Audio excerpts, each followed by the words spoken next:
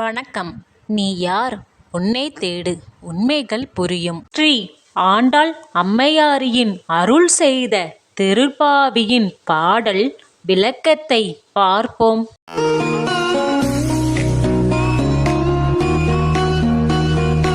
பாடல் 20. தாயே தலைவனே தரிசனம் தாருங்கள். 33 அமரருக்கு முன் சென்று கப்பம் தவிர்க்கும் கலிய துயிலாய், செப்பமுடையாய் திரளுடையாய், செற்றார்க்கு வெப்பம் கொடுக்கும் விமலா துயிலாய், செப்பண்ண மென்முளை செவ்வாய் சிறு மருங்குள் நப்பின்னை நங்காய் திருவே துயிலாய், உக்கமும் தட்டொழியும் தந்து உன் மணாலனை இப்போதே எம்மை நீராட்டேலோ எம்பாவாய். தொடர்ந்து தலைவனையும் தலைவியும், இறைவனையும் இறைவியையும், கண்ணனையும் நப்பின்னையும் கோவியர்கள் பள்ளி எழுப்பும் பாடல். 33 கோடி தேவர்களுக்கு இடையூறு நேர்ந்தால் அவர்களுக்கு முன்பாக சென்று பகை ஒடுக்கி அவர்களது நடுக்கத்தை தீர்க்கும் வீரனே துயிலெழ வேண்டும். செப்புக்குடம் போன்ற மென்மையாக மார்பகங்களையும் சிவந்த வாயையும் சிறுத்த எடையையும் உடைய தலைவியான நப்பின்னை அன்னையே நீயும் பள்ளி எழ வேண்டும். எழுந்ததும் பார்க்க தகுந்த விசிறியையும் கண்ணாடியையும் தந்து உன் கணவனை கண்ணனை எங்களுடன் நீராட அனுப்ப வேண்டும். தேவர்கள் 33 கோடி,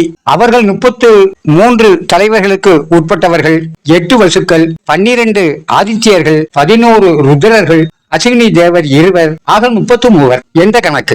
இந்த தேவர்களுக்கு அசுரர்களால் அரக்கர்களால் ஆபத்து நேரும் போது வந்து திருமாலியிடம் முறையிடுவார்கள். உடனே அவன் அவர்களுக்கு முன்னே சென்று பகை ஒழித்து தேவர்களின் கலக்கத்தை நீக்குவான் என்பதுதான் புராண வரலாறு. அடியாருக்கு முன் சென்று மாலைக்கு மார்பை நீட்டி சண்டைக்கு தொண்டனை அனுப்பும் தலைவன் அல்ல அவன். முனையிலேயே முகந்து நிற்பான் அவன், முதன்மையாக நிற்பான் அவன். செப்புக்குடம் போன்றவை நப்பின்னையின் திருமார்பவங்கள். பழங்காலத்தில் வீட்டில் பொன்னையும் பொருளையும் செப்பு குடங்களில் இட்டு வைப்பார்கள்.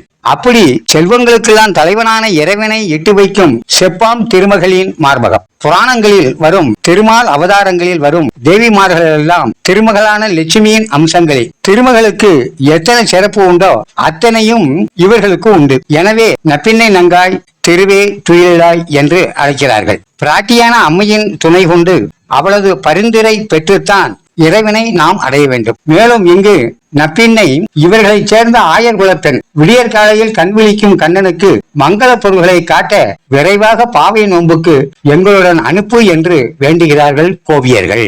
நாச்சியார் ரங்கமன்னார் திருவடிகள் நமக்கு தஞ்சம். வணக்கம்.